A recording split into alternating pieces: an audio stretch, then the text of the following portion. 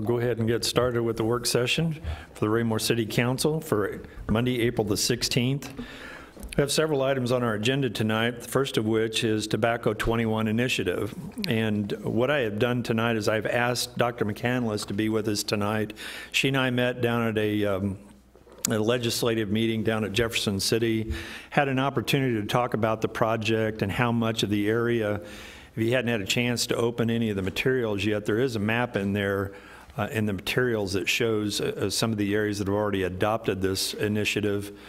And I felt I could be extremely supportive of this because of many of the reasons that she will cite here in just a few minutes.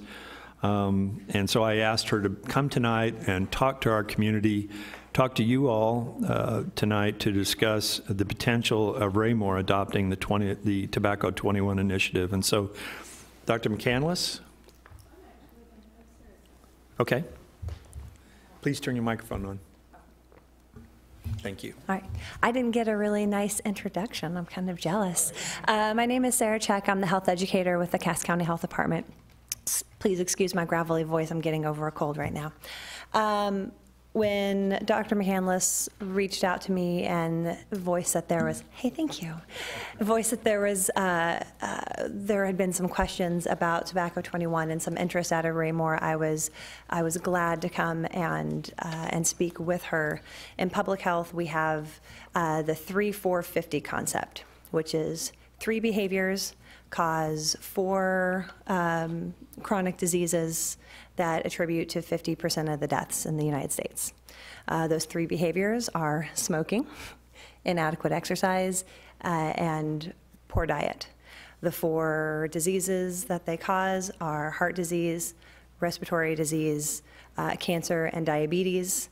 And Cass County actually goes a little bit better than that 50%. It accounts for 58% of our deaths, at least over the past 11 years, according to state data. In the past 10, 15, 20 years, we've made incredible progress in reducing tobacco usage rates among adults and youth. However, far too many young people are still using tobacco. Rates of decline for cigarette smoking have slowed in the last decade, so they're still declining but slowing down, and rates of decline for smokeless tobacco use have stalled completely, whereas the rates of e-cigarette use has gone up. And I noticed in your city smoking ordinance it didn't have anything about e-cigarettes. Just wanted to throw that out there. But every day, more than 12,000 people in this country die due to smoking. For each of these deaths, at least 2 youth or young adults become regular smokers, and almost 90% of those replacement smokers smoke their first cigarette before the age of 18. Personal question to the council here.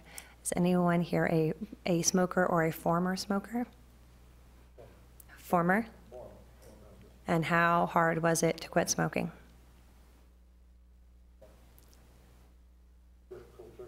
Did you really? Ooh, good for you. I've got lots and lots of family members that are struggling to try to quit.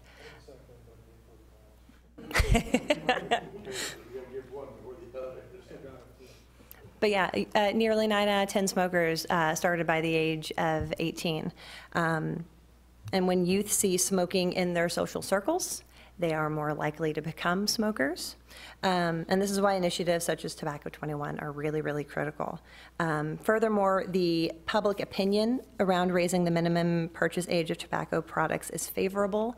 I didn't get to add in my little bit into your packet today, but anyone who's interested, a really lovely article from the American Journal of Preventive Medicine about attitudes towards raising the minimum age of sale for tobacco among U.S. adults.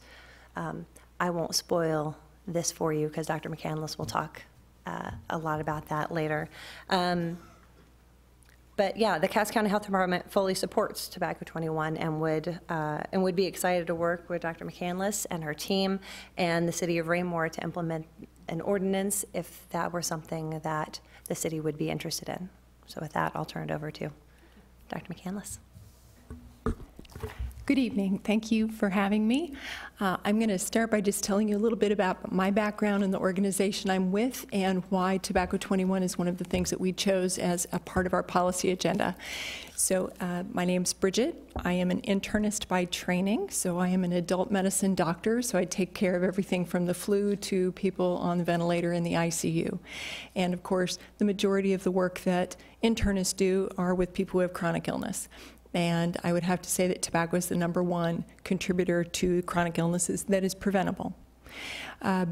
My background led me to do poverty medicine, and I did that for 15 years in Independence, ran a free clinic there, and took care of only people who were uninsured. That ended up leading me to the work with the Healthcare Foundation of Greater Kansas City. As you recall, when the Health Midwest system was sold to HCA, dollars from that sale came back to the community. And because you gave tax breaks to that not-for-profit hospital system, then that area was entitled to a portion of those dollars. So they came back, this conversion foundation was created by the Attorney General with the express purpose of attending to people who are vulnerable, so the underserved and the uninsured. And so our investments go primarily to people who are low income, uninsured, and at high risk for health conditions. So you can see why tobacco would be an automatic choice for us. It is considered the #1 cause of preventable death in the United States related to tobacco consumption. And I would guess that anybody who's ever been a smoker would say they wish they'd never started. There was nothing good that came of it.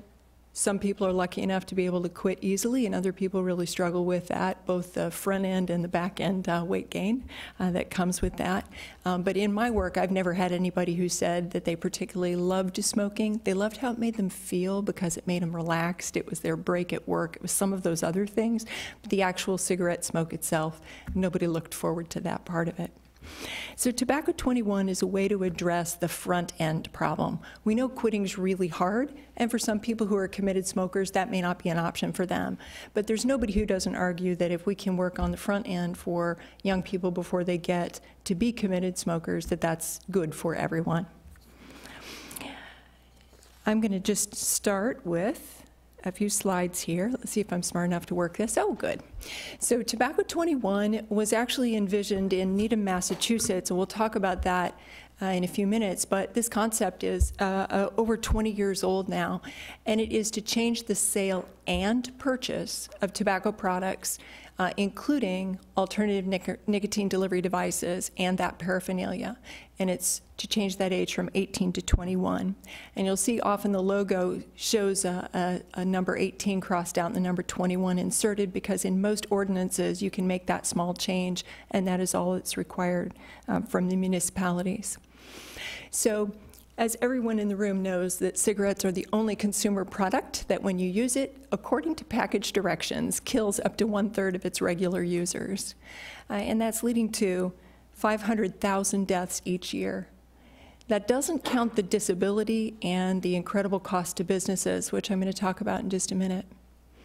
This is the group I'm particularly interested in, those 3,200 people under the age of 18 who smoke their first cigarette. What we know about tobacco is that it's a very social activity. Most folks who started smoking will tell you that they either bummed it off a friend or they stole it out of their mom's purse. They don't usually start by buying it themselves. They get it through some other social channel. And if you look at the data, the majority of people who are lifelong smokers had their first cigarette at the age of 12. So if we can get them to 21 years old, they only have a 5% lifetime chance of becoming a committed smoker. So Sarah talked about the decline in the rates of smoking, and we have made incredible progress in tobacco in the United States. But I will tell you that progress is not shared equally, and Missouri has missed out on a lot of the progress that other states have made. If you look at the range of smoking for adults, it is between 5% and 28%, and so Missouri is currently right there at 22.3%. States that have done a really good job of an integrated and systematic approach to their smoking cessation have seen incredible improvements. New York's been working hard on this in the last 5 years, and they've seen a 50% reduction in both their current smokers and their rate of new smokers. So when we really invest, we know that we have tools that make a big difference. So 32.1%, this is 2015 data, 32% of Missouri youth reported using any tobacco product, including e-cigarettes. And some people say, well, why do you call that a tobacco product? Because the nicotine in e-cigarettes comes from the plant that makes tobacco. So it is just a different form of delivery device to get that nicotine into your system.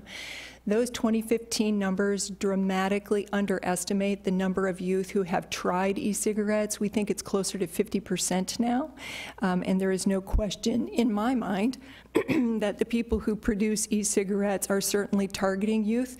You cannot tell me that a 65-year-old man who would like to quit smoking wants to smoke cotton candy flavor or Fruity Tooty, or my favorite new one is unicorn poop. Now, why you would name your flavor that, I have no idea. I don't even want to know what's in it. You are seeing e-cigarettes that are now, we call them e-cigarettes, but it's really nicotine delivery devices that look like all kinds of things. And I know that the teacher in the room will comment on how much fun the teachers are having policing bathrooms, hallways, locker room, parking lot, everywhere. These aren't allowed on school property, but because they have changed the way they look, it is really tough to be able to police this. My favorite, of course, is the string in the hoodie. While you're sucking on that in class, it's impossible for the teacher to know. When we talk about these are nicotine delivery devices, but never underestimate the talent of a committed teenage kid to be able to access other forms of substances.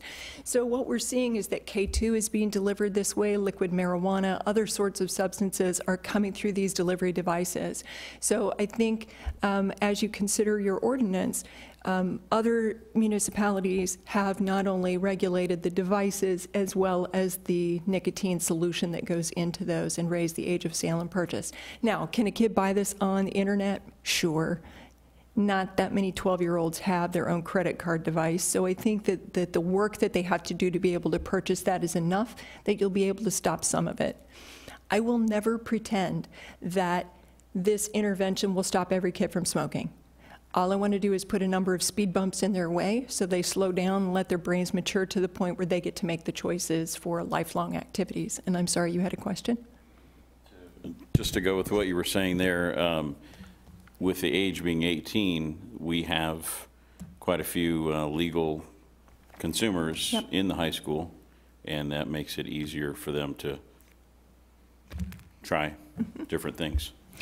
More than 70% of high school seniors will be of legal age to purchase and pass that through that social pipeline. And some people say, well, why not make it 19 or 20 or 21 or just make it 26 or outlaw it altogether? Well, I'm not in charge of outlawing it altogether, but you are in charge of being able to raise the age. What we found is that there's not much difference between changing the age from 21 to 23. 21 seems to be that magic age where brains mature enough that the decision making is much better for these sorts of choices. And that social pipeline from kids in high school being passed from their colleagues or their friends is absolutely the case. What we're also seeing that's concerning is a high rate of conversion from e-cigarettes back to cigarettes. So for people who tell you that this is a much safer device, I won't pretend that cigarettes are not terrible. You know, they have more than 750 chemicals in them. Of those, more than 100 are carcinogenic. This device doesn't have all of those. There's no formaldehyde in it. There's not many of the carbon monoxide, all of the things that are in an actual cigarette. But what we do know is has a lot of nicotine, has brain effects, heart effects, blood pressure effects, effects on babies, and the blood flow that goes to the baby. That is very much related to nicotine because it changes vascular tone. If we're also converting these kids because they become addicted to the nicotine in this device, especially some of the high delivery devices that you may see, people holding the canister, they actually are smoking or getting more nicotine in those devices than they would had they actually had to go through the work of smoking a pack of cigarettes. So Juul is the hot new thing, and you will see, if you ask your grandkids or your children about juuling, they will tell you that that is all the rage. And I am sure that it is frustrating to the school districts to confiscate and address these. But these look like little, I brought my device with me, you would never know. This is actually really a flash drive, but juuling devices are disguised as these, so parents don't have any idea that that's what their kids are getting their nicotine through. So Needham, Massachusetts is the place that started Tobacco 21, and you can see that they are surrounded by a bunch of other places that you could go and buy your cigarettes. So this one city in Massachusetts implemented this 20 years ago, and the data that came from them is really exceptional. And I will get to that here in just a second. Their teen smoking rate reduced from 13% to 7% in a 4-year period after they implemented Tobacco 21. And as I said, there were still 16 surrounding communities where they could have driven less than a 10-minute drive to be able to purchase, but they still saw this reduction in tobacco. It is still lower. So it wasn't that it just changed for a while and everybody got used to it and bought their tobacco elsewhere. What they saw was a persistent change in their statewide, or in their tobacco for Needham. But the second bullet is the most important. The rate of smoking during pregnancy in Needham is 90% lower than for the statewide average. And since we know that tobacco and nicotine both impact low birth weight babies, preterm delivery, and other assorted challenges for those babies, this is a really big deal. And we talk an awful lot about infant mortality, and that in the state of Missouri we have a much higher infant mortality than we do in other places. That is in part due to the fact that women smoke twice as much in pregnancy in the state of Missouri as they do national average.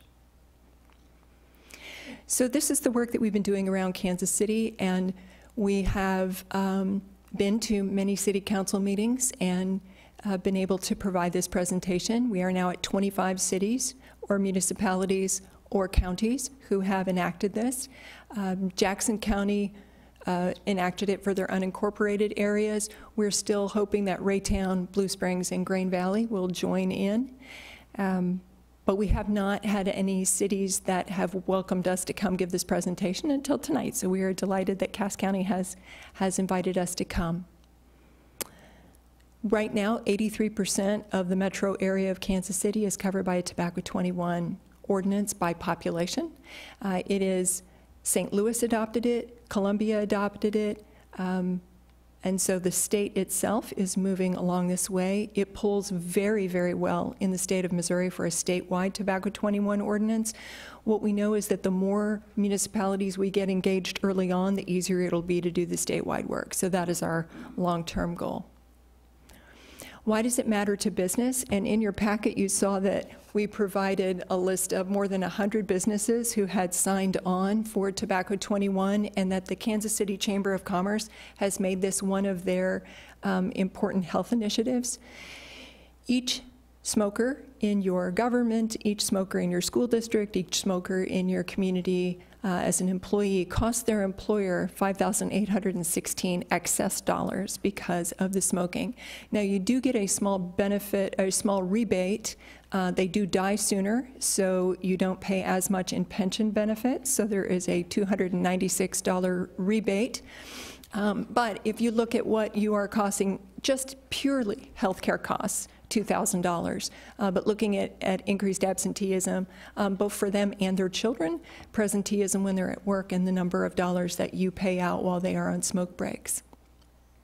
And this is why business took this as an important initiative for their health-related work. We're up to 5 states now and 290 communities that have enacted Tobacco 21 ordinances over those 20 years.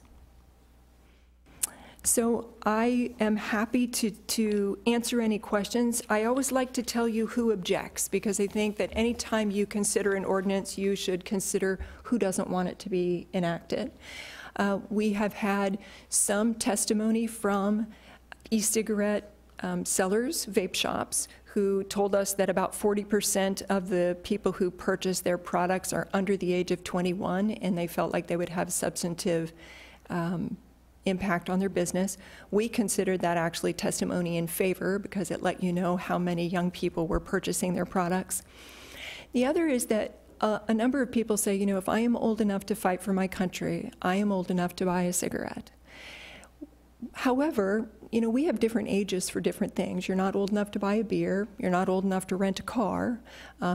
You're not old enough to enter into certain kinds of contracts. So there are things that we determine based on age.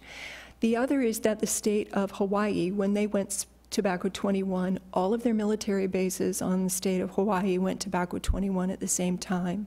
The Department of Defense is really considering this as a national strategy. They consider tobacco use to be one of their issues of both military readiness and contributing enormously to the costs at the VA. And what they have found is that their returning soldiers who are wounded heal at much lower rates if they are smokers. So DOD is really trying to figure out if there is a way that they can incorporate this, and they're currently taking testimony on that. In the cities that have enacted this, I always go back to their mayors and ask, okay, so how many people called you and bothered you at the grocery store, et cetera? Mayor Weir from Independence tells me she had 2 phone calls after it and has not had one since the month that they enacted it, and they are now 1.5 years into their Tobacco 21. The Jackson County Health Department has developed an excellent toolkit that they are very good about sharing with anybody who enacts it, so that your local health department doesn't have to recreate the wheel. And I'm sorry, Sarah let me talk about popularity. This polls above 70% for current smokers, past smokers, non-smokers, seniors, and veterans. So it polls very high in all of those areas, so you don't have to do the polling. The national polling's been done by the NIH. Thank you, Dr. McCandless. Sarah, thank you for being here. Does anybody have any questions about this? Mr. Townsend. Thank you. Thank you, Dr. McCandless. Yes, sir. Yes, and Sarah, thank you. Excellent presentation. And I like the program. It's a good program. I just had some questions with regard to, I looked over the package here and looked at some of the empirical data, some of the reports that were put out there in the sample, I believe, ordinance that's listed in the package here. I had a question, and I don't know if you can answer it, and depending on how we, the council goes with this particular initiative. How are the existing cities, the program itself is not, as I look at it, we're not policing. So it's more of a deterrent, and when those offenders are identified, they offer them educational tracks and things of that sort, and some counseling with the teen and the parent. So from the cities who've enacted this, is there any report back on how those programs are going and what programs they have in place? Sure. And how that impacts from an escalation of repeat offenders, and how that kind of rolls into a municipal aspect, municipal court aspect? So we strongly encourage you not to have possession at age 18. There's no reason that you want to put young people in conflict with police, and the police do not want to be the tobacco enforcers for, a kid standing on the corner with a cigarette. So in no community that we have approached have they changed the age of possession.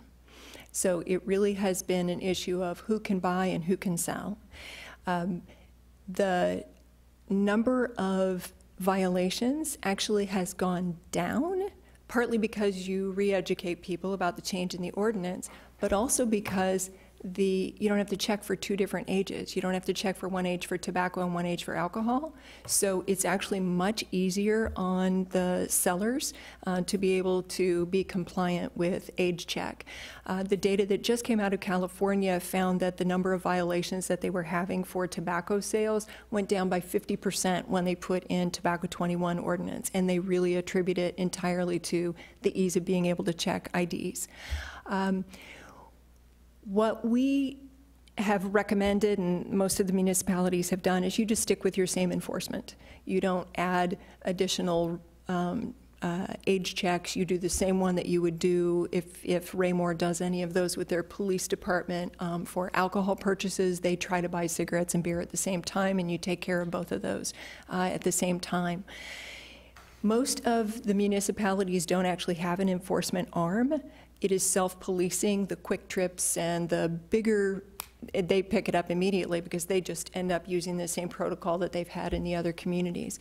In some of your smaller vape shops, that would be the place that I would concentrate my efforts if I was going to have one or two of those. But what we found is that, the majority of people want to comply with the regulations, having them explained, and most importantly, giving them time. So most of the municipalities have given 60 days before they turn this on. That way you have the opportunity for outreach and education and questions before it becomes enforceable. Thank you. Excellent. That was what I was hoping that was the case.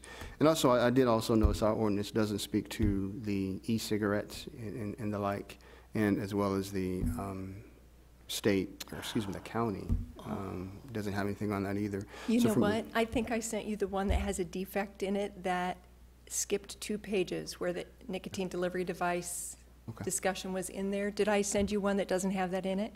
I did not see I'm sorry, that. because all 25 of the municipalities adopted one that includes nicotine delivery devices. So if that is missing, I will make sure you get a corrected copy. So pardon me for that. And interestingly enough, on that topic, as the council knows, we are going through the code now. So this would be very good. And as staff was going through the code, before we had this come before you, we had actually changed the code recommendation to include all those devices. So this would fit right in. Yes, excellent. Okay, thank you. And I think I had one last question on. Yes, and you mentioned it earlier that the penalties in the sample ordinance, the penalties are more educational and deterrent for the individual, and there's more financial penalties on the retailer or the seller, the business side of it. So. The same thing. We just wanted to make it easy to enforce. We didn't want it to be highly punitive. We think that this is a self-correcting activity. As those young people age out who are currently addicted to tobacco, you're going to have fewer and fewer of those violations over time. Now, I know tonight this is just a sample and we're not really voting or making a decision on this wording, but I just wanted, because you were here, pose the questions to the subject matter experts on it. So thank you. And we would be very, very careful to work with Judge Nigro. We'd want to be in compliance on any penalties that could be assessed, say, to a seller, to make sure we were in compliance with Senate Bill 5. Thank you very much. And that was my goal with tonight's meeting, was to just kind of get your all's opinions about whether or not we should proceed with it or just leave it as is. From my perspective, a couple of things that sold me on it when I was talking to Bridget was about, we talked about one of our mayor friends that has the argument about, well, if you're 18 and you're old enough to die for your country, you ought to be able to be old enough to smoke. Okay, so that may be 1% of our population of kids 18 years of age, potentially, but what about the other segments of our community, the women, the girls that are potentially unwed mothers or wedded mothers prior to age 21? Anything, and then the second thought was any potential for us deterring any percentage of person from starting that life of addiction onto nicotine and cigarettes. I think it's incumbent upon us to try to minimize that. And as the statistics bear out, it does have an effect on the health and the overall business costs of a community. I think about 102, 103 employees of the city, and how many of those smokers do have some kind of an effect on our rates of insurance. I just feel like it did have some merit that we should at least discuss it, have Dr. McCandless in, and now Sarah's here with us tonight too, to discuss that, and Cass County is willing to handhold us through the process, I assume. if we go that route? Oh, yeah, absolutely. And we would be honored for Raymore to take the lead on this.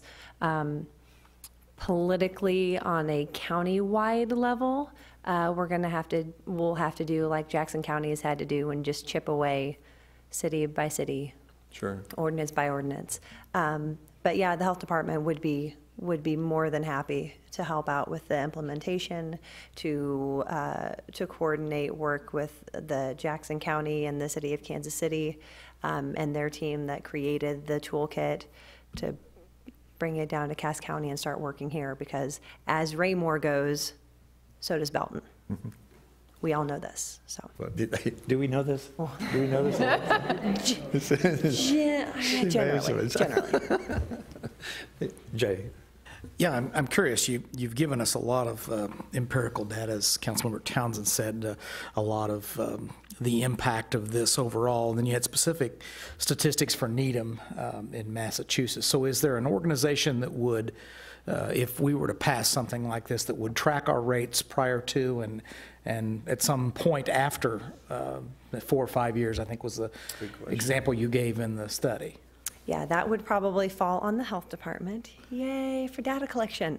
That would, if Raymore were to go forward with this, absolutely one of the things that we would need to enact before anything got started would be some kind of anti-tobacco coalition, so that we could, I don't know if you know much about the health department, there's not many of us. When it comes to data collection, it's me and the epidemiologist, and that's a whole lot of work for just 2 people. So with that, we would be calling upon the help of, say, the Cass County Dental Clinic. They're also strong supporters of Tobacco 21 ordinances, calling upon the hospitals to help us with those data collection techniques, maybe even asking the Healthcare Foundation for funding, which we could probably, I'd say we could probably get. And then there's also funding sources through the state and through the federal government. The reason I ask is it would seem to be, especially with Cass County, with no other cities currently under this type of regulation, and Missouri being a tobacco-producing state as opposed to the state of Massachusetts, this would be something that would certainly be important if your initiative is obviously to go further than this, to show a local area, especially one that's, if we were to be the first ones in Cass County to do it, showing our smoking rates among youth of that age prior to, and then another study 2, 4, 5 years down the road. Absolutely. Oh, great question. Yeah, Mr. Berenson. Thank you, Mr. Mayor. I'd also like to thank the ladies for the presentation tonight. And before the meeting, I drove here and I looked at this yesterday, and I was one of those who told myself, because I'm a veteran also, that, you know, if you're 18, you can fight for your country. You should have the right to buy cigarettes. And I struggled with that.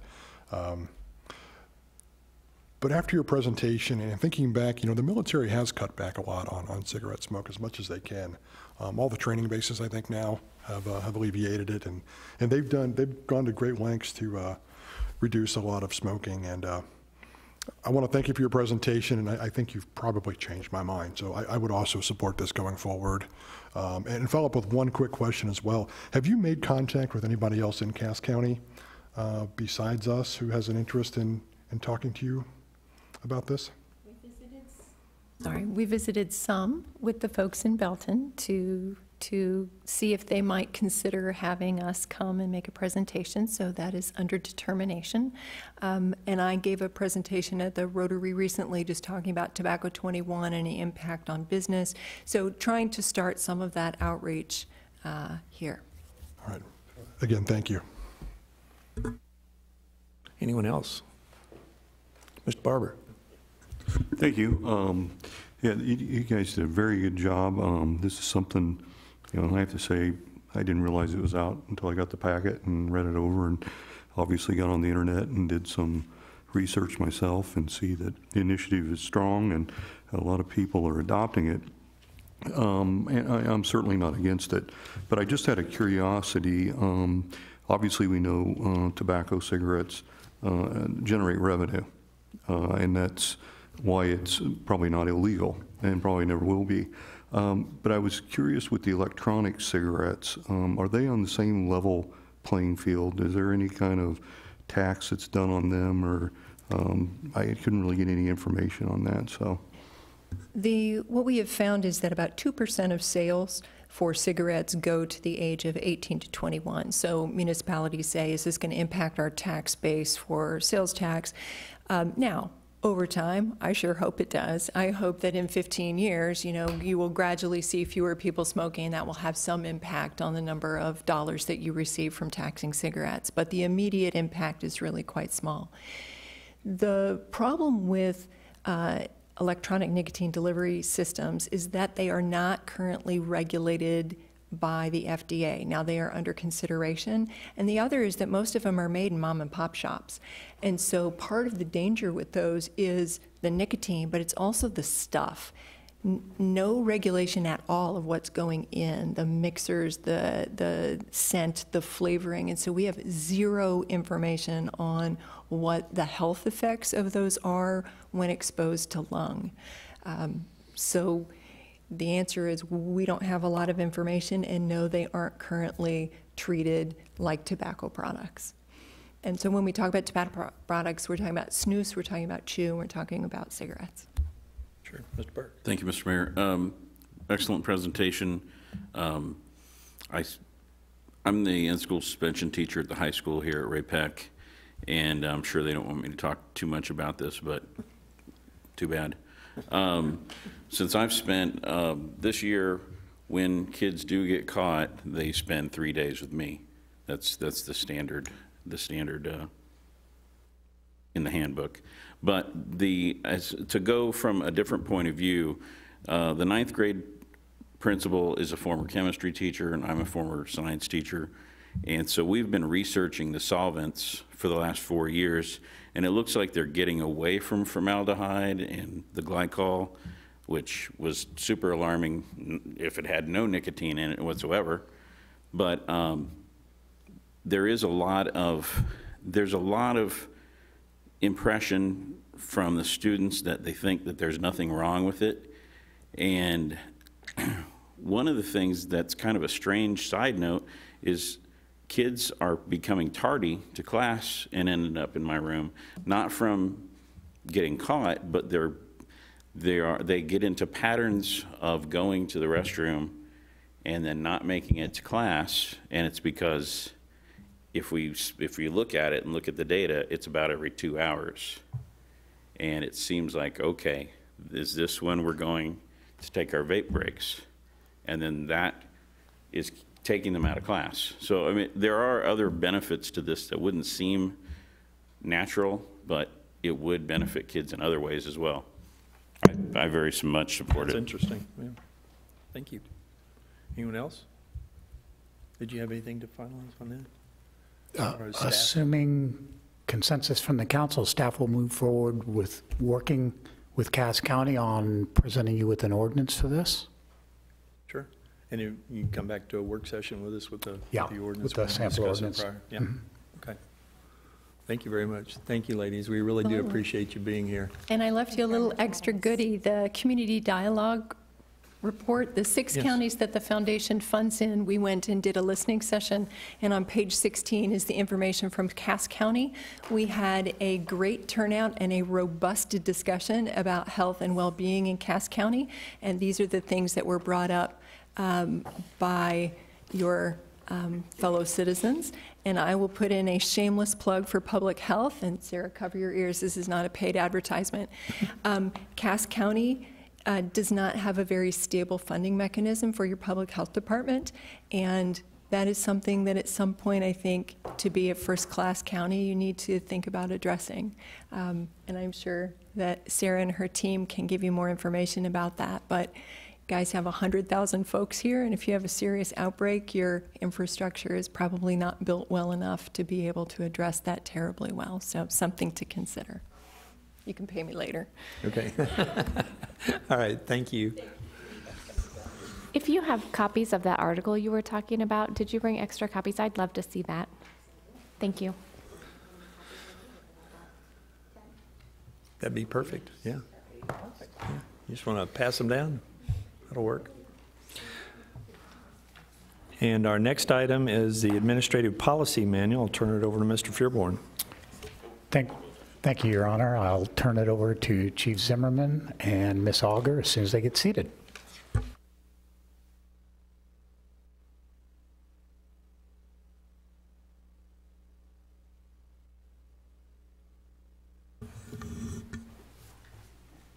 Well, I'm going to turn it over to Ms. Auger in much the same format we've had in the past. Are there any questions? Good evening. Sorry, go ahead. So you have 700 and 800 before you. These are the two final chapters of the Administrative Policy Manual. Yay. That's it. So tonight we ask if any of you have any questions over 700 and 800. I have one, Mr. Mayor. Thank you. And it's kind of ironic. It dovetails off the previous topic. Does the city provide any assistance with smoking cessation programs for our employees? Yes, we do. Thank you. EAP provides all sorts of different programs, from financial counseling, smoking cessation, all kinds of things.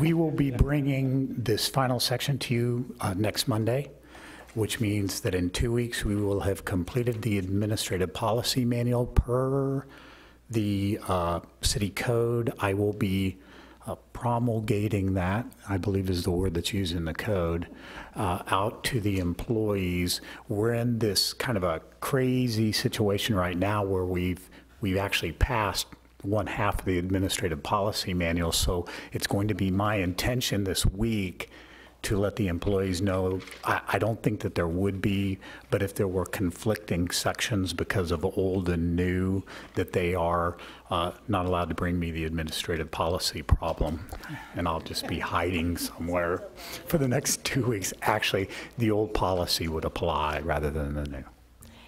And I will say, too, that Sean and I have been working with Mr. Mayberry on the technology side of this, because one of the directives that we were given from Mr. Fearborn when we first started this was to make it user-friendly, online, searchable, and also we wanted to build in that accountability piece into the policy manual so that our employees will be able to do that word search if they're looking for harassment. So anything, in the policy that deals with harassment, they'll be able to do that one-word search.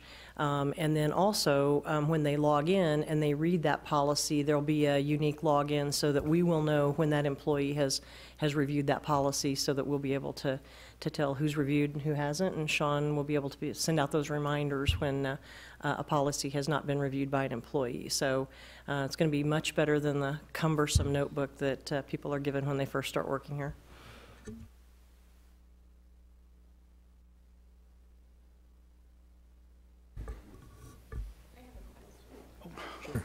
I'm sorry, go ahead.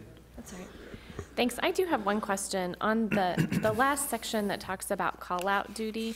And I don't know, tell me this doesn't belong here if it doesn't belong here. Because in some sections it says, this is what we will do, but not kind of the consequence piece. What if it doesn't happen the way we hope it will? I'm wondering if it belongs here or if it belongs somewhere else. What happens if an employee is called to come out and doesn't respond? Like, if we expect them to come out, that's part of their job, but when we call them, they don't respond. Well, I know we deal with that, in the police department, that you're always able. We didn't specifically address, we addressed the policy portion of, this is what you get paid and that sort of thing. We didn't address the consequence simply because there are all sorts of reasons they might not, especially, when we deal with, an emergency management call out where we might mobilize the Emergency Operations Center. If there's any type of disaster that would affect, your residents or those employees wouldn't be able to respond because of roads being blocked and that sort of thing. We didn't address consequence based on all of those variety of circumstances that might impact response. It would end up being a management issue. Anyone else? Ms. Fearborn, you have anything else on that? Okay. All right, well, thank you. Appreciate it. Next item on our agenda is the board and commission appointments. I will be proposing a couple of appointments. The Arts Commission has a Christopher Love. It's the only one that, from Ward 2, I believe, that was an applicant for that particular position. That's correct, sir. Yeah. So, and it is ward-specific on that particular appointment. And then the other two are Shannon Weichel and Paul Bertolone, who have expressed a desire to serve on the BZA. We did have one opening. Let's see, well, we naturally have two openings because we'll be appointing a regular and then a alternate, correct? Okay. And so if you have any questions about any of those appointments, please contact me prior, or concerns or anything. If not, they'll be on next week's agenda. Okay. And that brings us to other. Does anybody else have anything? Mr. Townsend, do you have something? Oh, yes. I'm sorry, Mr. Fremont. I meant to ask you earlier. I noticed in the weekly activity report or weekly update, there was a joint meeting with Belton on the gym's trash. That's correct, sir. Are you at liberty to kind of speak to how that went with regard to quality of service specifically for Raymore? We had the opportunity to meet 7 representatives from Belton, 4 representatives from Raymore. We met over in Belton. While we find that Jim's Disposal is getting onto a regular schedule, there were 2 or 3 administrative matters associated with it. Of specific note were loose trash rather than trash in bags. There's some confusion because the city's website says don't put loose trash in the carts, but you're strongly encouraged not to put loose trash in the carts so it doesn't blow out when they're tipping it and blow all over the place. But it's not a violation, and it's certainly not called out in the contract. In fact, the contract specifically says if somebody does it, they'll honor it, and they weren't. They were going from the website rather than the contract on that particular issue. The second issue was containers that people are putting out. While folks are kind of getting into training mode or trained mode, we have been really trying to work with Chuck and Jim's Disposal on a method by which they don't have to worry about if somebody just puts out either a similar container, not a competitor's container, but they go up to Lowe's and buy a container, that those folks can put that container out and it'll get tipped. Jim's Disposal was obviously concerned, well, what if we break those when we're picking them up? What I've been encouraging them to do for longer than I care to be encouraging them on things is to mount a Jim's Disposal cart to their truck, empty the other container into the Jim's Disposal cart, and tip the Jim's Disposal cart. I don't know why that was so difficult, but we finally got that through to them last week. There were a number of other administrative matters.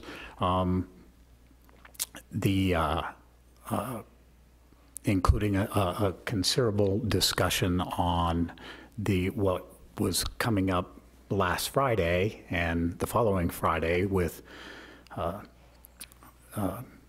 strong pieces of advice being given to them because we had real concerns that they didn't have enough trucks coming into the city. That did manifest itself. They had some issues that they brought up that were probably fairly valid as well back that we're going to be doing. But the primary theme was I don't want to be educating our people in an indoctrination format rather than an educational format. We want to be educating our people on it's really good if you can minimize the amount of loose that's in there so we don't have loose blowing around on windy days, so that these guys aren't wasting their time running after a Sonic Cup because as I've said many, many times, Raymore's the windiest place in the world and it's always on Wednesday and Thursday. The blowing in from Monday and Tuesday in Belton apparently. It was a good meeting. I won't call it a great meeting because time will tell if it was a great meeting. We sent him today an outline of understanding on things that were agreed to, both Ms. Barton and myself. Jonathan took the first stab at it, and I've asked him to please get back in touch with me by no later than close of business tomorrow if he shares those same understandings of what came out of the meeting. Could you talk a little bit about bulky trash? Bulky trash, they did not bring in enough trucks. We actually told them the number of trucks we thought that they were going to need, and they didn't bring in enough, and the trucks got full. The trucks got full late, and the dump closed, and they didn't have any more trucks to get filled up. So they left, they had indicated that they left between 15 and 20 white good items, freezers,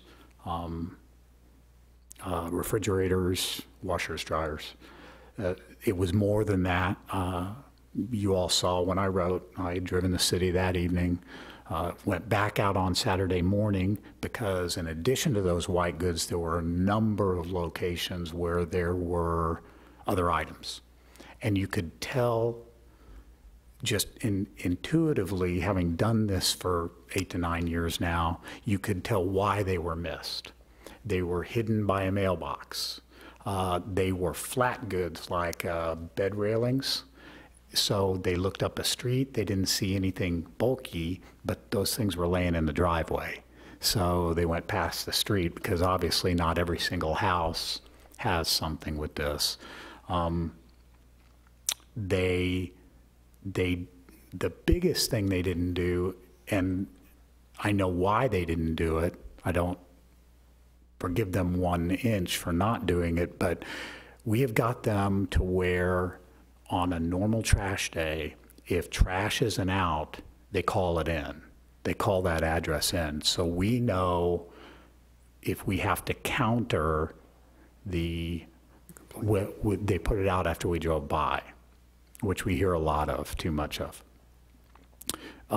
That has drastically cut down on the normal trash days. On the, well, there was nothing out there when we drove by, so they put it out afterwards. In this case, because obviously it is a drastically reduced number of homes that have anything out, they didn't give us the nothing out list. So they paid the price for that as well. Because if somebody got home and their neighbor said, hey, I finally got rid of that old refrigerator and they took it out there, that's too bad, you didn't call in the address. So that led to it was a long Friday night and Saturday morning. But we're hoping for better this week. Thanks. And one last question. I appreciate the quick back brief on that. I'm seeing we got a few residents in the area who are coming back in town thinking winter's over, and they realize winter's not over. Still have WCA carts. Is it on the website what they can do still if they still have WCA carts?